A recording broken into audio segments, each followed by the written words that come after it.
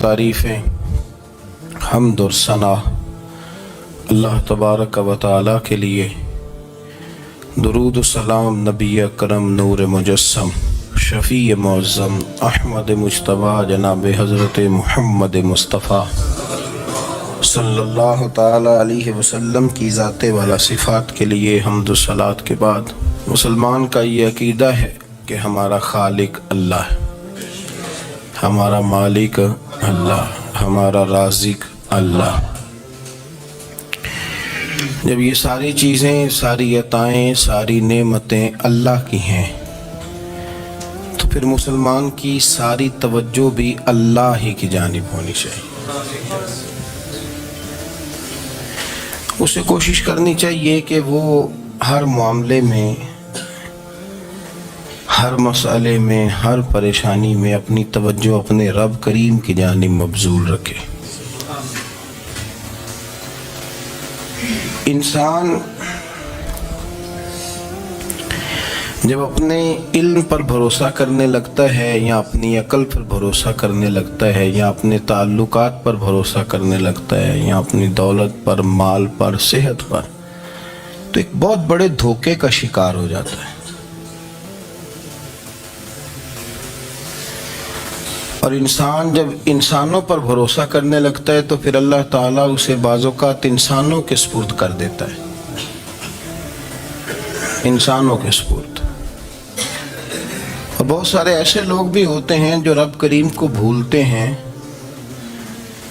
और वो अपनी सारी तवज्जो इंसानों की तरफ, दुनिया की तरफ, दुनियादारों की तरफ कर लेते हैं। तो अल्लाह ताला फरमाता है फिर मैं उन्हें ये सज़ा देता हूँ कि वो मुझे भूलने निकले थे तो मैंने उन्हें उनका अपना आप भी भुला दिया, अपना आप भी। सूरह हश्र को देखिएगा, फरमाया वाला तकूनु कल्लज़ीना नसुल्लाह फ़अन्साहुम अनफुसहुम। उन लोगों की तरह न हो जाना जिन्होंने अल्लाह को भुला दिया तो अल्लाह ने फिर उन्हें उनका अपना आप भी भुला दिया। उन्हें अपनी भी होश नहीं रही, वो ऐसे मसाइल में घिर गए, वो ऐसी आजमाइशों में उलझ गए, वो ऐसी दुनियादारी के अंदर उलझे कि उन्हें अपना भी पता न चला। अब तो ढूंढता फिरता हूँ ऐ इकबाल अपने ही आप को, अब तो ढूंढता फिरता हूँ ऐ इकबाल अपने आप को, आप ही गोया मुसाफिर, आप ही मंजिल हूँ मैं। जब इंसान खुदा फरामोश होता है तो खुद फरामोश हो जाता है।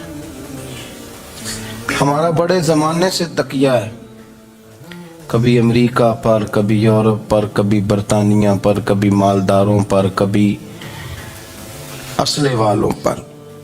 उसका नुकसान ये हुआ कि अपना कोई वजूद नहीं रहा, अपना कोई नज़रिया नहीं रहा, अपनी को सोच नहीं रही। ऐसे महसूस होता है कि कोई मंशूर नहीं, कोई दस्तूर नहीं, लगाम मुंह में है और उसका सिरा किसी के हाथ में है, वो जिधर चाहता है हमें घुमा लेता है।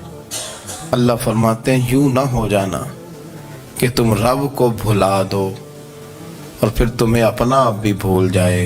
उलाइका हुमुल फासिकून, फरमाया ये वो लोग हैं जो नाफरमान है अल्लाह के, ये नाफरमान है। जब ये नज़रिया बन गया, जब ये जहन बन गया कि पैदा अल्लाह ने किया है, देना अल्लाह ने है, अता करने वाला अल्लाह है, नवाजने वाला अल्लाह, तो फिर सारी तवज्जो दुनियादारों की तरफ रखना, मैं अल्लाह वालों की तरफ तवज्जो रखने का कायल हूँ, मैं वो समझता हूँ, हम उस चीज़ के कायल हैं। लेकिन वो भी कोई आस्ताना है कि जहाँ हक मुर्शद का नारा तो बड़ा लगे पर रब का नाम ही ना सुनने को मिले। ये भी कोई बात हुई कि जहाँ ये तो नारा जोर से लगे कि जीवे जीवे मुर्शद जीवे, लेकिन इस्तिगफार का दर्स ही ना मिले। जहाँ हर वक्त ये बताया जाए कि यहाँ आ गए तो बच गए, कैसे बचेंगे? मेरे रसूल पाक अलैहिस्सलाम का दरवाज़ा सबसे बड़ा दरवाज़ा है, हुजूर का दरवाज़ा सबसे बड़ा दरवाज़ा है। लेकिन मेरे दोस्तों याद रखना, नबी पाक अलैहिस्सलाम ने भी लोगों को जब रास्ता दिखाया है तो रब करीम का रास्ता दिखाया है। अल्लाह का रास्ता दिखाया, अल्लाह करीम का रास्ता दिखाया, लोगों को रब की तरफ तवज्जो कराई। मेरे रसूल करीम सैयद आलम सल्लल्लाहु ताला अलैहि वसल्लम ने लोगों की अल्लाह की जानिब तवज्जो कराई और लोगों से ये कहा कि वो अपने रब करीम की जानिब अपना जहन रखें, अपनी तवज्जो अपने अल्लाह की जानिब मबजूल करें। मेरी बात को अच्छे तरीके से समझिएगा। इल्म अल्लाह तबारक व तआला अता करता है, तो इसे अल्लाह की अता ही समझना चाहिए। कुछ लोगों के पास इल्म होता है पर इल्म नाफे नहीं होता, वो टामक टोंजा मारते रहते हैं सारी जिंदगी। इल्म को अल्लाह की अता समझें, अपनी अकल पर अपने शऊर पर ज्यादा भरोसा ना समझें, नजर अल्लाह पे रखें। हजरत मौला अली शेर खुदा करम अल्लाह ताला वजहुल करीम से किसी ने पूछा था बड़ा आलिम कौन होता है। हमारे यहाँ तो अब वो वाले आलिम पाए जाते हैं ना, इल्ला माशाअल्लाह, जो मिंबर पे बैठते हैं तो दावे ही दावे, मिंबर पे बैठते हैं तो दावे ही दावे। इस तरह के आलिम हमारे यहाँ पाए जाते हैं, वो हर बात में दावा करते हैं, मैं ये कर दूंगा, मैं वो कर दूंगा। ये मिजाज उलमा का नहीं। हजरत अली मुर्तज़ा से किसी ने पूछा बड़ा आलिम कौन होता है, फरमाया बड़ा आलिम वो होता है कि जिसे मसले का पता ना हो तो वो कह दे मुझे नहीं पता, मैं पता करके बताऊंगा, गलत बात बयान न करे। इमाम मालिक से किसी ने कोई मसला पूछा तो आप फरमाने लगे मुझे इस सवाल का जवाब नहीं आता। हमारे बुजुर्ग समझाते क्या है, वो कहने लगा आप इतने बड़े इमाम हैं तो इस सवाल का जवाब नहीं आता। आप फरमाने लगे अगर मुझे हर सवाल का जवाब आता फिर तो मैं खुदा होता, मुझे हर सवाल का जवाब नहीं आता, मुझे तो उतना आता है जितना मेरे रब ने मुझे अता कर दिया है। अपनी नजर अल्लाह पे रखें, निकल आए इस मुअम्मे से बाहर के मैं कोई बला हूं, मुझे बड़ा पता है, मेरे पास 6 डिग्रियां हैं, मुझे 10 जगह पे तदरीस का शगफ हासिल है, जिससे निकले बाहर। कुरान मजीद देखिएगा, अल्लाह ताला ने इरादा कुदरत फरमाया कि मैं हजरत आदम को बनाऊंगा, फिर बनाने के बाद फरमाया फरिश्तों सजदा करो आदम को। सब ने सजदा किया इल्ला इबलीस अबा वस्तकबरा वकाना मिनल काफिरीन, सब ने सजदा किया सिवाय इबलीस के, उसने इनकार भी किया, तकब्बुर भी किया और काफिरों में से हो गया। तो ये जब अल्लाह ताला ने सजदा कराया तो कैसे कराया? अल्लाह तबारक व तआला ने ना हजरत आदम को इल्म सिखाया खुद। वअल्लमा आदम अल अस्मा कुल्लहा, खुद अल्लाह फरमाते हैं कि मैंने जनाब आदम अलैहिस्सलाम को तमाम अशिया के नाम सिखाए, सब अशिया के नाम सिखाए। तो वो चीज़ें फिर मैंने ना, अल्लाह फरमाते हैं मैंने फरिश्तों पे पेश की, मैंने कहा कि बताओ इनके नाम क्या है। तो फरिश्तों ने जो जवाब दिया वो समझने वाला है। अल्लाह ने चूंकि खुद इल्म सिखाया था हजरत आदम को, जनाब आदम सिखाया था, लेकिन फरिश्तों को नहीं सिखाया था। तो अल्लाह करीम ने फरमाया फरिश्तों ये बताओ इन चीज़ों के नाम क्या हैं। तो फरिश्ते क्या कहते हैं? फरिश्ते अर्ज करते हैं कालू सुबहानका ला इल्म लना। आप कभी यकीन करें इस चीज़ की लज्जत ले तो मज़ा आ जाए। कहा कालू सुबहानका, कहने लगे तू पाक है। कालू सुबहानका, कहने लगे तू, भाई आदम अलैहिस्सलाम को नाम सिखा लिए, फिर फरिश्तों के सामने वो चीज़ें पेश करके कहा इन चीज़ों के नाम बताओ। तो फरिश्ते क्या कहते हैं? कहते हैं कालू सुबहानका, तू पाक है, ला इल्म लना, हमारे पास कोई इल्म नहीं, इल्ला मा अल्लमतना, हमें तो उतना पता है जितना तूने हमें सिखा दिया, हमें तो उतना पता है जितना तूने हमें, ला इल्म लना, हमारे पास कोई इल्म नहीं है, उतना ही पता है जितना तूने हमें सिखा दिया है, उससे ज्यादा हमारे पास इल्म। और ये क्यों तूने हमें जितना सिखाया उतना पता है? फरिश्ते ये नहीं कहते या अल्लाह तू ज्यादा सिखा, आदम को दिया तो हमें भी दे, ये नहीं फरमाया। फरमाया इन्नका अंतल अलीमुल हकीम, ए अल्लाह तो इल्म वाला भी है और हिकमत वाला भी है, तुझे पता है किसको कितना देना है। जितना तूने मुनासिब समझा जनाब आदम को दिया, और जितना तूने बेहतर समझा वो तूने हमें अता फरमाया। तो अगर आपके पास इल्म है, कहीं नॉलेज है, تو اس کو اللہ کی عطا سمجھے. ہمارے ہاں بہت سارے لوگ بن کے بیٹھ جاتے ہیں. میں اکثر کہتا ہوں کہ پھر وہ دعوے کرتے ہیں میرے علاقے والے جاہل ہیں، میرے شہر والے جاہل ہیں، میرے خاندان والے پڑھے نہیں. یہ آپ کا دعویٰ ہے، یہ آپ کو خراب کر دے گا.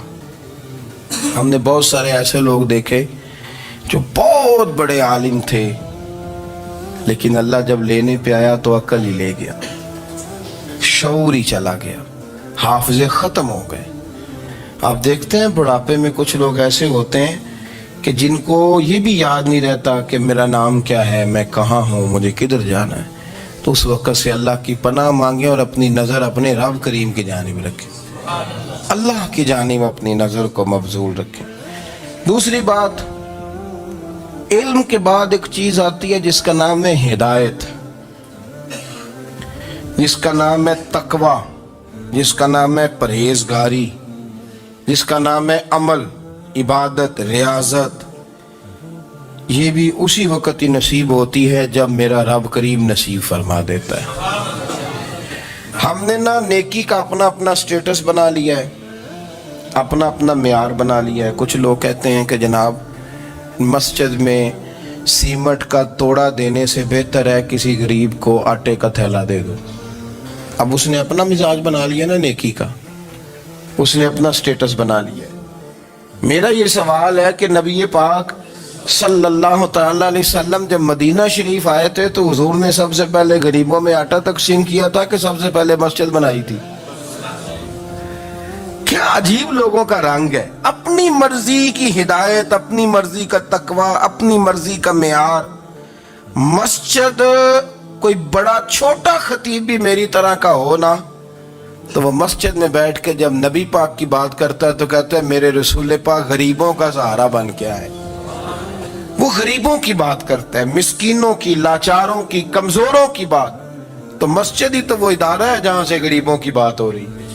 تو اب لوگوں نے غریب کو اور مسجد کو لڑانا شروع کر دیا. اس کو لڑاؤ کہ مسجد میں پیسے دینے سے بہتر ہے آپ غریب کو آٹے کا تھیلا دے دیں. آپ یہ کیوں نہیں کہتے کہ مسجد میں بھی آپ توڑا دیں ایک سیمنٹ کا اور ساتھ غریب کو بھی خدمت کریں؟ یہ کیوں نہیں تقویٰ؟ اپنی اپنی مرضی کا مزاج، اپنی اپنی. کچھ لوگ کہتے ہیں چھوڑو جی، ساری زندگی انسان نماز پڑھتا رہے اور پھر گالیاں بھی دیتا رہے، بندہ داڑھی بھی رکھ لے اور جھوٹ بولنا بھی نہ چھوڑے. تو یہ آپ نے اپنے پاس سے تقوی کا معیار بنایا ہے. گالی دینے کا گناہ ہے اور داڑھی رکھنے کا ثواب ہے.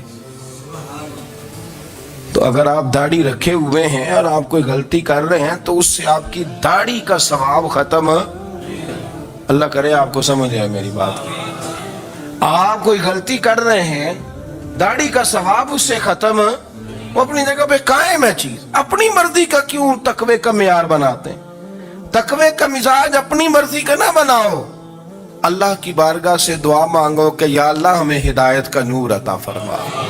اللہ تو ہمیں رستہ دکھا، تو بتا کہ ہدایت کیا ہے. تو رب فرماتا ہے اللہ ولی الذین آمنوا، اللہ مومنوں کا مددگار ہے. یخرجہم من الظلمات الی النور، وہ انہیں اندھیروں سے نکالتا ہے اور نور کی طرف روشنی عطا فرماتا ہے. اندھیروں سے نور کی طرف اللہ لاتا ہے. اللہ ولی، اللہ مومنوں کا ولی ہے، وہ انہیں اندھیروں سے نور کی طرف نکالتا ہے. ہدایت ہمیشہ اللہ کی طرف سے سمجھے. جب وہ نماز کی توفیق دیتا ہے تو اپنے فضل سے دیتا ہے، جب وہ ذکر کی توفیق دیتا ہے تو اپنے فضل سے. ہم سمجھتے ہو جی فلانا نہیں پڑھ رہا بڑا بیوقوف ہے، فلانا نہیں پڑھ رہا، تو تم کیا اپنی عقل کے زور پہ پڑھ رہا ہے؟ میں جی اللہ کے فضل سے 2 پارے پڑھتا ہوں، تو کس پہ احسان کرتے تو 2 پارے پڑھ کے رویا کر. کہا اگر مالک تو بڑا قریب نہیں. بڑے لوگ ہیں جن کو پورا قرآن حفظ ہے پر انہیں پڑھنے کی توفیق نہیں، تو انہیں فضل کیا اور مجھے توفیق دے دی ہے پڑھنے. رویا کر، پڑھ کے رویا کر. راتی ساری کر کر زاری، وہ نیند اکھاں تھی توندے تے فجرے اوہی گناہگار کہاون سب تو نیوے ہوندے. مہربانی کریں، ڈریں، نیکی کریں تو پھر ڈریں، پھر احساس پیدا کریں، پھر اپنے اندر وہ کمزوری لائیں کہ توبہ توبہ مجھے تو پتہ ہی نہیں، تو جانتا ہی نہیں. حضرت سیدنا امام اعظم ابو حنیفہ رحمۃ اللہ تعالی علیہ کے ساتھ ایک شخص کہتا میں نے نماز پڑھی تو عشاء کی نماز تھی. یہ جو لوگ بڑے ہوتے ہیں نا، جن کے پیار کرنے والے بڑے ہوتے ہیں، ان کے گرد خوف بھی بڑا ہی ہوتا ہے، انہیں بڑا ڈر لگتا ہے، بڑی بعض اوقات آزمائش ہوتی ہے ان کی. عشاء کی نماز کہتے پڑھی تو امام صاحب نے نا عشاء کی نماز میں تلاوت کی آیتیں فَمَن يَعْمَلْ مِثْقَالَ ذَرَّةٍ خَيْرًا يَرَهُ وَمَن يَعْمَلْ مِثْقَالَ ذَرَّةٍ شَرًّا يَرَهُ. فرمایا جو ذرہ برابر خیر کرے گا وہ بھی قیامت میں دیکھے گا، اور جو ذرہ برابر شر کرے گا وہ بھی قیامت میں اس شر کو دیکھے گا، اس کے سامنے آئے گا. تو وہ شخص کہتا ہے کہ سارے لوگ نماز پڑھ کے چلے گئے تو امام صاحب رحمۃ اللہ علیہ نے اپنی داڑھی پکڑی، رو رہے ہیں. کہتے ہیں اس ذرہ برابر نیکی کا بدلہ دینے والے، اس ذرہ برابر شر پہ سزا دینے والے میری سفید داڑھی کو دیکھ. مالک میرے ذرے ذرے سامنے نہ لانا، لوگ تو میری بڑی قدر کرتے ہیں دنیا، میں تو بڑا پہچانا جاتا ہوں، لوگ تو میری راہوں میں پھول لیے کھڑے ہوتے ہیں، مجھے بڑا نوازتے ہیں. قیامت میں رسوا نہ کر دینا، میرے لیے مشکل ہو جائے گی. وہ کہتے ہیں میں نے امام صاحب کا درد دیکھا، مجھے کوئی کام تھا تو میں چلا گیا. میں نے کہا کہ وہ اس وقت اللہ کے حضور حاضر ہیں تو میں دوبارہ آؤں گا. کہتے ہیں میں تہجد کا وقت آیا تو امام صاحب وہیں بیٹھے تھے اور ان کی داڑیاں آنسوؤں سے بھری ہوئی تھی اور زور سے داڑھی پکڑی ہوئی. کہنے لگے مالک رسوا نہ کر دیں، قیامت میں رسوا نہ کر دیں. یار جو ہدایت یافتہ لوگ تھے وہ تو ڈرے ہوئے تھے، وہ تو سہمے ہوئے تھے، وہ تو کہتے تھے یہ اس کا فضل نہیں، اس نے بلا لیا، یہ اس کا کرم نہیں. حضرت باعزید بستامی کسی کافر کو دیکھتے تو رو پڑتے، کہتے مالک تو کتنا کریم ہے، یہ بے ایمان رہ گیا، تو نے اپنے فضل سے مجھے اپنے نبی کا غلام بنا لیا. وہ رو پڑتے. یہاں تو لوگوں کا دعویٰ ہی بڑا ہے. نمازی اللہ خیر فرمائے وہ تو دوسروں کو گھورتا ہے، وہ کہتا ہے جنت کا میں مالک ہوں، کنجیاں میرے پاس ہیں، میں کسی اور کو گھسنے نہیں دوں گا. اور اگر 2-3 حج کر لے تو پھر تو وہ کہتا ہے کہ ہم میرے سے پوچھ کے لوگ جنت میں جائیں گے معاذ اللہ. اور اگر وہ 2 4 5 7 دفعہ کوئی نفل پڑھ لے تو پھر وہ کہتا ہے چھوڑیں جی سارے لوگ بے عمل ہیں، میں اکیلا نیک ہوں. نہ ایسا کریں، اپنی توجہ اپنے رب پہ رکھیں، اپنی توجہ اپنے معین الملت والدین، عطائے رسول، ہند الولی، غریب نواز، خواجہ معین الدین چشتی، حضرت خواجہ اجمیر، شاہ اجمیر، والی ہندوستان.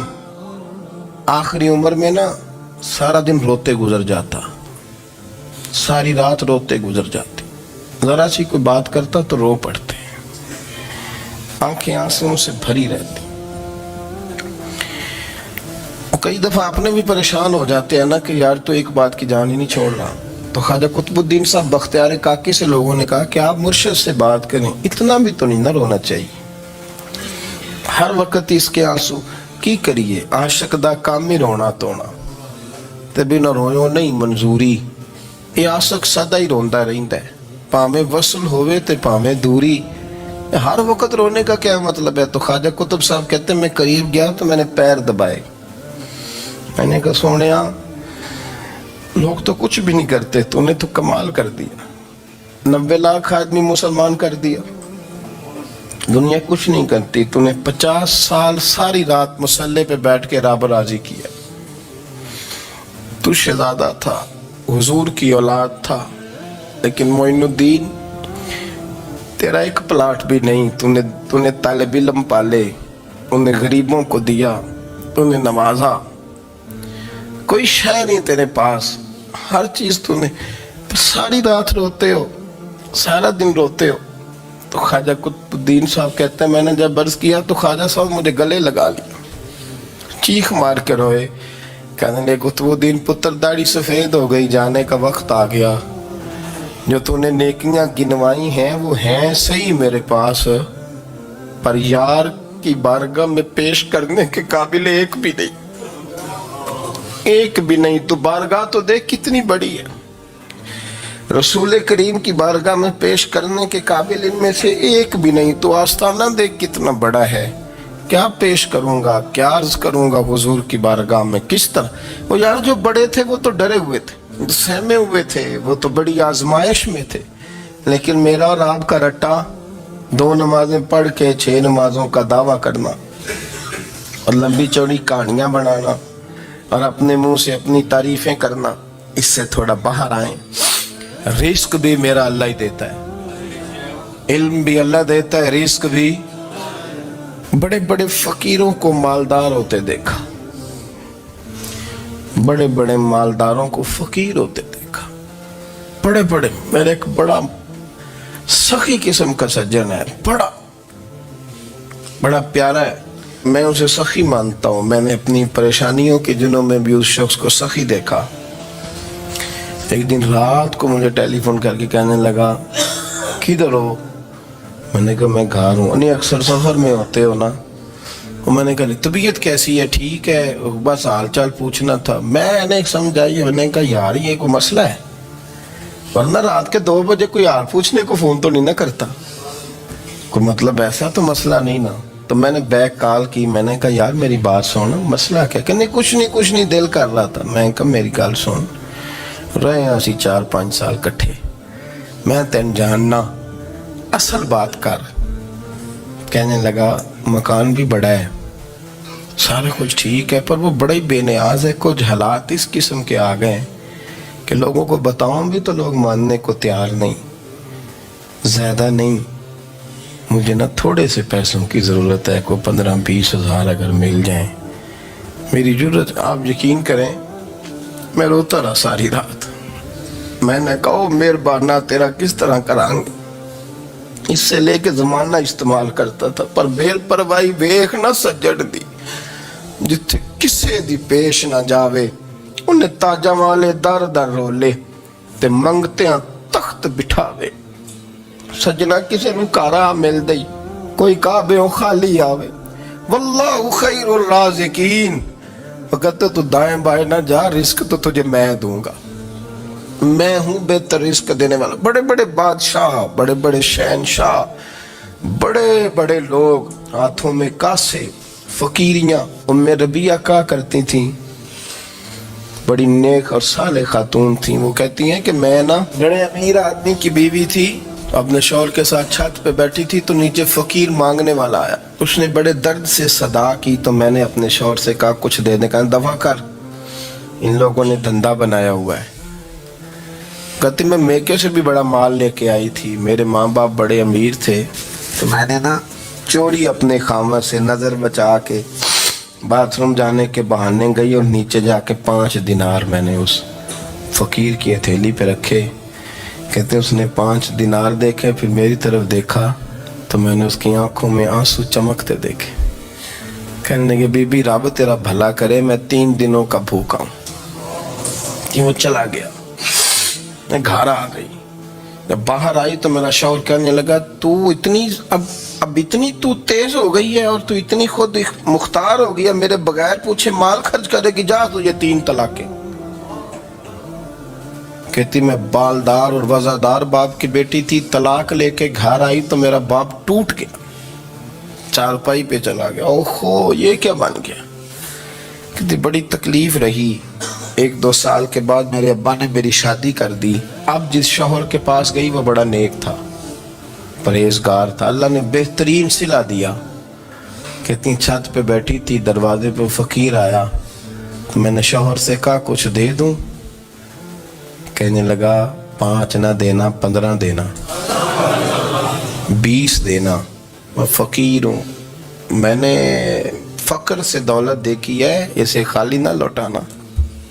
کہتی ہے کہ میں نیچے گئی اور جب میں نے اس کی طرف دینار بڑھائے تو میری چیخ نکلی, پیسے پھینک کے میں بے ہوش ہو کے گری. میرا شوہر نے آ کے اٹھایا, اندر لے گیا, پانی منہ پہ چھڑکا. کہنے لگا تجھے کیا ہوا؟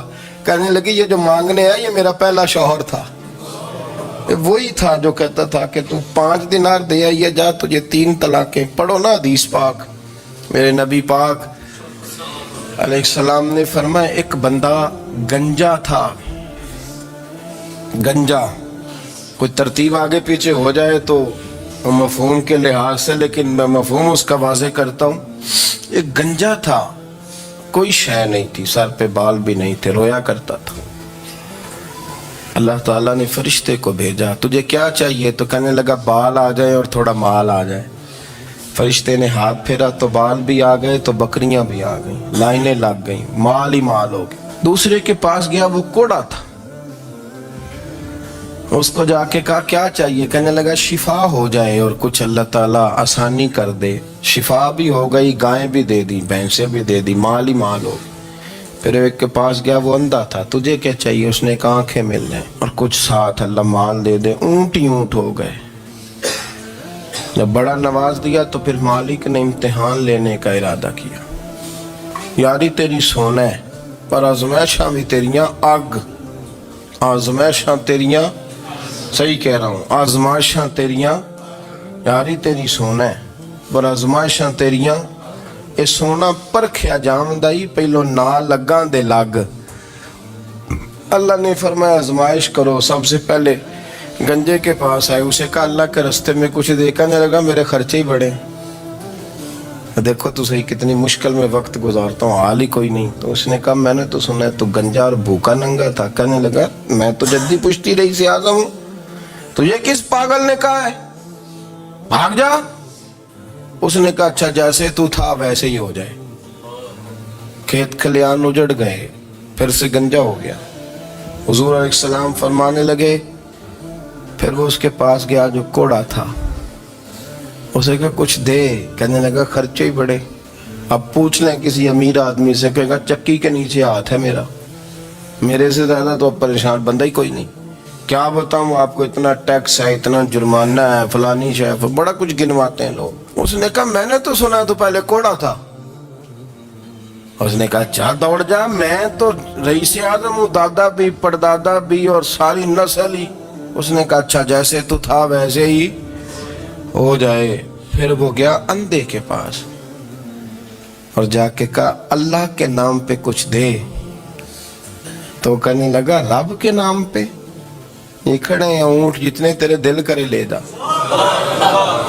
اس نے کہا کیا معنی اس بات کا؟ کہنے لگا یار تجھے کیا بتاؤں, میں تو اندھا تھا, میں نے تو کبھی دنیا دیکھی نہیں تھی. پھر اس کریم نے فضل کیا تو مجھے بڑا کچھ دکھایا. میں کیا بتاؤں, میرا دل کر رہا ہے کہہ دوں کہ پھر اس نے کعبہ دکھایا, پھر اس نے روضہ رسول دکھایا, پھر اس نے ریاض الجنہ کے سجدے دکھائے, پھر اس نے اپنے محبوب کے دروازے کی رونقیں دکھائیں. اس نے بڑا کچھ دیا, اس نے بڑا نوازا. میرے پاس تو شاید میں بدکار پرانا خادم, کسے در ملی نہ ٹوئی. واصف یار نے نظر جو کی تھی پھر واصف ہی ہوئی. یہ تو اس کا کرم ہوا. تو یہ وہ کہنے لگا تو اللہ کے نام پہ جان مانگ, میں وہ بھی دینے کو تیار. میرے پاس تو شے کوئی نہیں تھی, مجھے تو اپنا پتہ ہے, میں تو کوئی شے نہیں تھا, کچھ نہیں تھا میرے پاس. یہ تو ان کا کرم ہے کہ رخ ان کا ادھر ہے, اور مختصر سی میری کہانی ہے, یہ جو بھی ہے ان کی مہربانی ہے. تو وہ کہنے لگا میں بھی کچھ لینے نہیں آیا تھا, تیری آزمائش ہی کرنے آیا تھا. تیری عزتیں بھی سلامت رہیں گی, تیرا مال بھی سلامت رہے گا, تیری شفا بھی. اپنی زندگی میں کبھی بھی اللہ کی بارگاہ سے توجہ ادھر ادھر نہ کریں. چھوڑیں لوگ کیا کر رہے ہیں, دنیا کیا کہہ رہی, کبھی بھی اپنی توجہ دائیں. ہمارا یہ مسئلہ بن گیا کہ ہماری سیاست ہے, ہماری دنیا داری ہے, ہم بندوں کو راضی کرنا چاہتے ہیں. ہم دیکھتے ہیں کون کس طرح, اور آپ یقین کریں آپ تھک جائیں گے, بندے راضی نہیں ہوں گے, وہ نہیں راضی ہوتے. آپ ان کو منا کے لائیں گے تو ادھر والے نکل جائیں گے, ادھر کو منائیں گے تو ادھر والے نکل جائیں گے.